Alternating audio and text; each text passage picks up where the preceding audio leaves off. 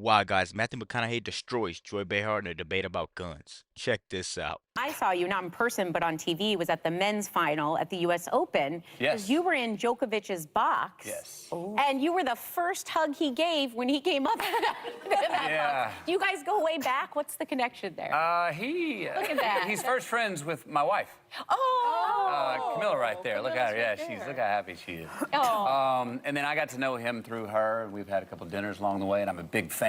Yes. I mean, what a surgeon and a warrior. And the resilience of what he's done, it's amazing. So, anyway, yeah. Look at that. Look at that, like, eye connection he's giving everybody on the show. That's just telling you where this is about to go, and they should have not tried this guy. Just keep watching. I was happy to be in his box. Got to sit behind his parents, which was really awesome to see them when he brings them up and where they started. Anti-vaxxer? I believe An anti-vaxxer? I believe so, yeah. Just saying. Way to bring it down, but Joy. you I'm were, just kidding. you were in I think he just won and ran towards you. Like, I feel like that's what I would do. Like, that's Matthew McConaughey. I think I was sitting in just the right seat. He was coming down the stairs. I was on the back right up top, so there I was. You and Camilla have 3 kids. Levi, who's 15, Yes. Vida, 13, and Livingston, 10. Yes. You see how just nasty Joy is? She immediately just brings the energy down by asking such a clown question. But it's weird that the people that ask these questions are the ones that they keep on the show. These guests, you don't see them every week. That are on the show now, that are hosting, you don't see them every week. But you see Whoopi, horrible person. You see Joey, horrible person. You see Sonny, horrible person. Anybody that try to keep the show kind of positive, they don't allow it. They follow off this script and they just ask these nasty questions. If I'm reading something and it's something that I gotta say that's crazy, dude, I'm throwing it away. I'm not saying it. Let's keep going, guys. What kind of dad are you?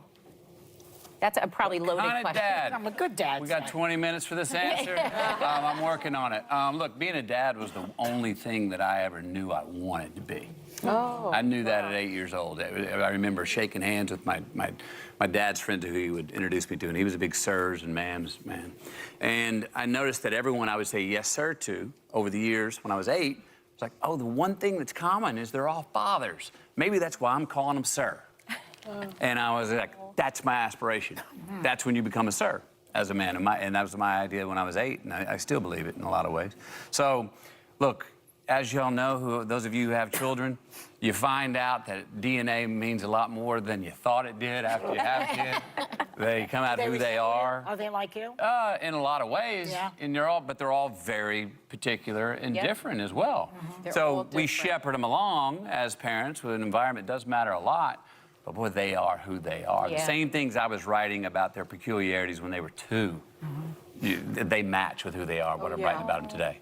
I want to applaud you for being so outspoken against violence and gun violence in particular. And you're Texan, and you spoke so passionately at the White House last year in the wake of that shooting at Robb Elementary in your hometown of That's why we're wearing Uvalde. these little pins, Yeah, right? yeah. Your wife Uvalde. held up one of the victims' Yeah. green Converse. Her name was Maite Rodriguez. Her mother, Anna Rodriguez, sent these to us. Yeah. And to learn more about it, you can check our website later.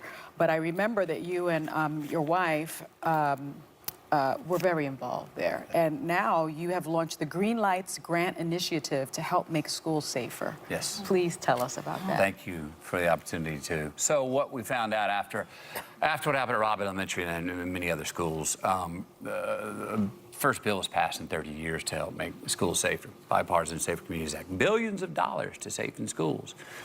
What I find out months after the bill's been passed is that very few applications are going in from the school districts. And for those that are applying, very few are getting granted and awarded. So the money's still there. And we're like, wait, where's the gap? Well, we found out that these superintendents that have to fill out these grants to the government.